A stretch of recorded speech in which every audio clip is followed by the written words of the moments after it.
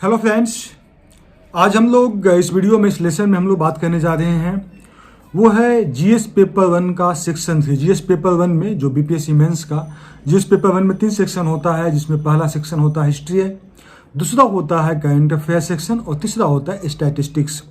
Statistics बहुत ही महत्वपूर्ण ये हमारा पेपर है।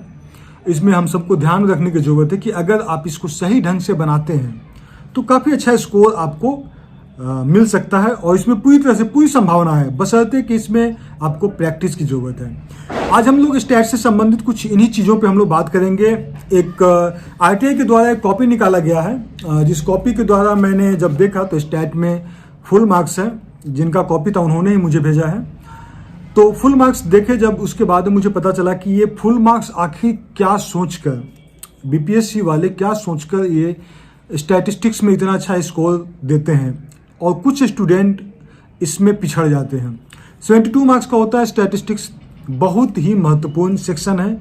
अगर आप 70 नंबर 72 नंबर से पीछे रह जाते हैं तो आप कंपटीशन से लगभग बाहर हो जाते हैं।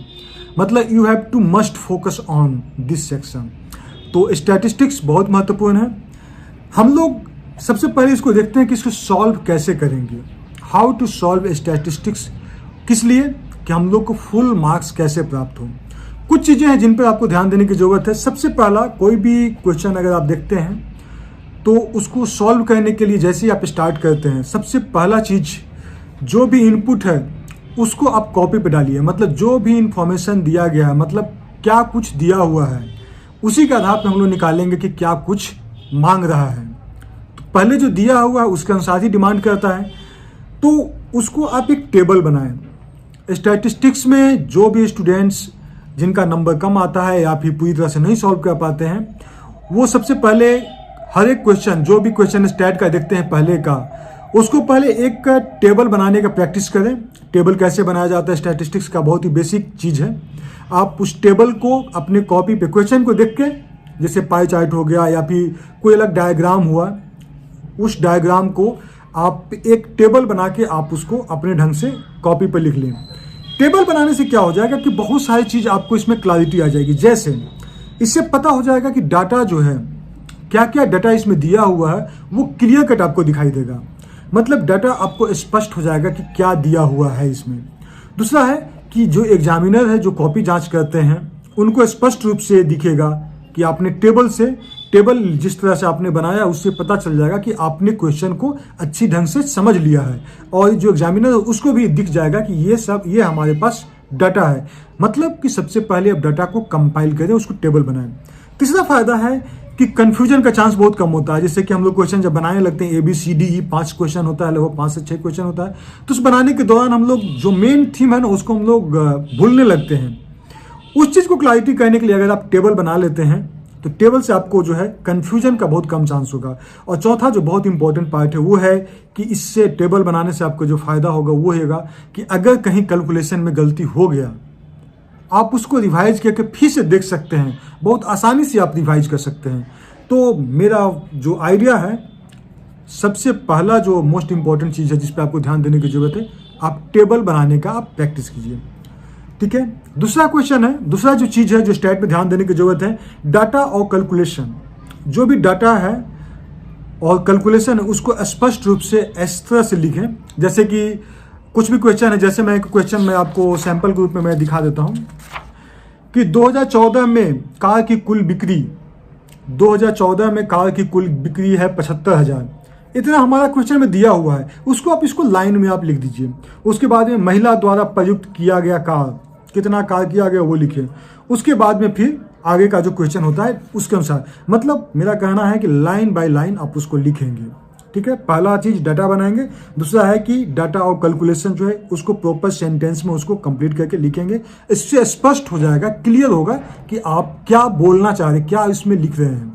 तो मतलब क्लैरिटी, देखिए एग्जामिनर को जितना आसानी से आपकी कॉपी जांच कर ले, वो उसके लिए उतना वो खुशी उसको मिलती है कि चलो इस कॉपी को जांच करने में मुझे ज़्यादा दिमाग नहीं लगाना पड़ा, सब स्पष्ट रूप से डाटा दिया हुआ, उसके आधार पर मैंने चेक किया। तो इस आधार पे आपको अच्छा मार्क्स देगा, फुल मार्क्स देगा। और फुल मार्क्स आया है जैसा कि मैं कॉपी में दिखा रहा हूँ।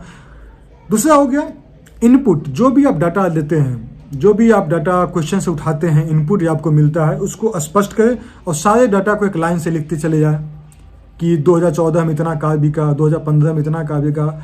जैसे 2014 में इतना कार बिका तो 2014 में कितना महिलाएं हैं जो यूज की, तो उसको परसेंटेज निकालने का जनरल स्टैट में जो क्वेश्चन होता है वो परसेंटेज का ही इस्तेमाल होता है। ठीक है, तो ये सब चीज़ को ध्यान रखना है। और जो चौथा हम लोग ध्यान रखें कि क्वेश्चन का डिमांड क्या है, क्वेश्चन कह क्या रहा है, उसको एंड तक पहुंचने की जरूरत है। तो क्वेश्चन का डिमांड को आप जरूर समझें। अब डाटा ऐसा नहीं कि आप जो बोल रहा है उसको चुपचाप लिख दिए, क्वेश्चन क्या कह रहा है, उस क्वेश्चन को जो भी से बोल रहा है कि इस साल कितना % का ग्रोथ हुआ, तो उस साल आपको उसके नीचे में एक लाइन आपको ऐड करना होगा कि 2014 में 2015 में कार बिक्री में 10% का ग्रोथ हुआ। तो इस तरह से तब उसको पता चलेगा जो क्वेश्चन पूछा है कि कितना % ग्रोथ हुआ है, उसका यहाँ पे जवाब लिख दिया कि 10% ग्रोथ हुआ। ऐसा नहीं कि 10% निकाल के कैलकुलेशन करके छोड़ देंगे तो वो नंबर 1-2 नंबर आपको काट लेगा। 1-2 नंबर बहुत मायने रखता है, आप सभी जानते हैं। और उसका अगला जो लास्ट पॉइंट हम लोग देखें कि हर क्वेश्चन का एंड तक जरूर पहुंचे। स्टैटिस्टिक्स जब भी आप बनाते हैं हर क्वेश्चन का एंड तक पहुंचे। कैलकुलेशन यानी कैलकुलेटर, जो नॉर्मल कैलकुलेटर होता है, साइंटिफिक कैलकुलेटर नहीं, नॉर्मल कैलकुलेटर का इस्तेमाल करते हुए क्वेश्चन का जो एंड है, लास्ट एंड है, वहां तक आप पहुंचे। अब यहाँ पे स्टैट के क्वेश्चन बनाते समय क्या क्या सावधानियां रखनी चाहिए, क्योंकि सावधानियां अगर नहीं रखेंगे तो क्वेश्चन आपसे गड़बड़ा जाएगा, गलत हो जाएगा और आपका जो पूरा मेहनत है वो व्यर्थ हो जाएगा। सावधानियां में सबसे पहला चीज है पिक सिंपल क्वेश्चन। आपके पास 4 क्वेश्चन दिया जाता है स्टैटिस्टिक्स का, उसमें से 2 क्वेश्चन को बनाना होता है। 2 क्वेश्चन को आपको चुनना है। 2 क्वेश्चन को चुनने के लिए आपको चारों क्वेश्चन को एक बार सरसरी निगाह से देखना होगा। उसको आपको पढ़ने के बाद आपको अंदाजा लग जाएगा कि इसमें पाई चार्ट है, पाई चार्ट में मैं बहुत स्ट्रांग हूँ, पाई चार्ट में कैलकुलेशन क्या कह रहा है उसको आपको पढ़ लीजिए, इस तरह का कैलकुलेशन क्या मैं कर पाऊंगा।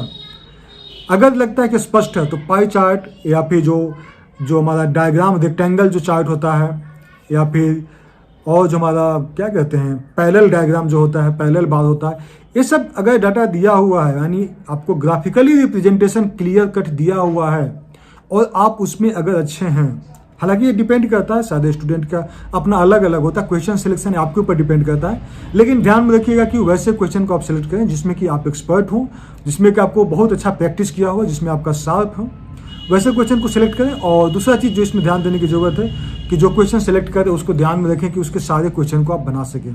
ऐसा नहीं कि बीच में 1-2 क्वेश्चन छूट जाएगा तो आपका 2-3 नंबर 5 नंबर घट जाएगा। ठीक है, तो पहला क्वेश्चन को आपको पिक करना बहुत इंपॉर्टेंट है, जो क्वेश्चन हमको बनाना है। दूसरा है क्वेश्चन आप बनाते हैं जीएस पेपर 1 का, तो स्टैट का या तो शुरुआत में रखें, पहले स्टैट से बनाना शुरू करें, या फिर आप इसको शुरुआत के अलावा आप जो कर सकते हैं कि आप इसको मिडिल में भी बना सकते हैं। लास्ट के लिए स्टैट को किसी हालत में नहीं छोड़ें। शुरुआत में अगर क्वेश्चन बनाते हैं तो आपका फायदा ये होगा कि आप 1 घंटा में आप इसको बना लेंगे तो बहुत हद तक आपको लगेगा कि मैंने स्टैट बना लिया, बहुत हद तक सही हो गया। लेकिन इसमें साइड इफेक्ट इसका ये है कि अगर इनकेस कहीं गलत हो जाता है तो इसका जो है इम्पैक्ट बाकी क्वेश्चंस पे ही पड़ेगा और मेंस में आपको लगेगा कि मैं गेम से बाहर हो चुका हूँ। तो मेरा सजेशन है कि सेकंड सेक्शन में यानी पहले आप हिस्ट्री बना लें, उसके बाद में स्टैट बनाए, ज़्यादा बेहतर होगा। लेकिन अगर आप कंफर्टेबल है स्टैट के साथ, अच्छा प्रैक्टिस है, तो सबसे पहले स्टैट बनाए। So it all depends on you. तीसरा क्वेश्चन है, तीसरा जो चीज़ है ध्यान रखने की जरूरत है, क्वेश्चन में जो इंस्ट्रक्शन दिया गया है और क्वेश्चन का जो है एक एक लाइन्स और जो डिमांड कर रहा है उसको बहुत ही केयरफुली पढ़ना है। तो रीड क्वेश्चंस केयरफुली, आप क्वेश्चन को बहुत ही केयरफुली सावधानीपूर्वक पढ़ें, क्योंकि आप उसी अनुसार आप जवाब दे पाएंगे, अदरवाइज आपको क्वेश्चन में गलत होने की संभावना हो जाएगी।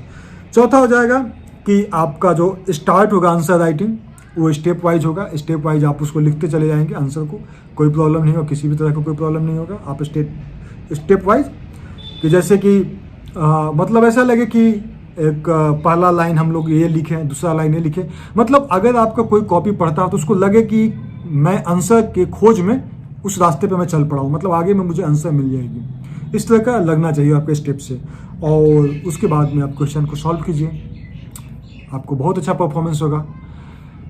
तो उम्मीद करता हूँ कि आप सभी को समझ में आया होगा कि स्टैट का जो समस्या है वो बहुत आसानी से सॉल्व हो सकता है, बशर्ते इसमें आपको ध्यान रखना है कि कहीं कोई एरर नहीं आए, क्योंकि गलती हो जाती है ना तो आपका समय बहुत व्यर्थ हो जाता है। इसमें मान के चलिए स्टैट में आपको 1 घंटा समय जाएगा ही जाएगा। कुछ 45 मिनट बना लेते हैं कुछ स्टूडेंट जो अच्छे हैं, जिनका प्रैक्टिस है, लेकिन मान के चलिए आपका 1 घंटा जाएगा, तो आपको इसके लिए पहले से प्रिपेयर्ड रहिए कि मुझे 1 घंटा स्टैट के लिए जाना है। हिस्ट्री में आप 1 घंटा से कम समय में बना सकते हैं और करंट अफेयर्स को भी आप 1 घंटा में कवर कर सकते हैं। तो ध्यान में रखिए कि स्टैट के लिए 1 घंटा जाएगा ही जाएगा, आप इसको माइंड में प्रिपेयर करके रख लीजिए। और चूंकि अच्छा स्कोर आपको मिलने की संभावना होती है, इसी कारण स्टैट छोड़ना बिल्कुल बेवकूफ़ी होगी। और अभी तो कोरोना है, तो उम्मीद कर रहे हैं कि 5 जून को शायद एग्ज़ाम कैंसिल भी हो जाए, लेकिन जब भी एग्ज़ाम हो आपके पास एक मौका है फिर से उसको प्रैक्टिस करने का, उसमें और भी शार्पनेस लाने के लिए। तो my best wishes for your mains. Okay friends, thanks for watching, bye bye and take care.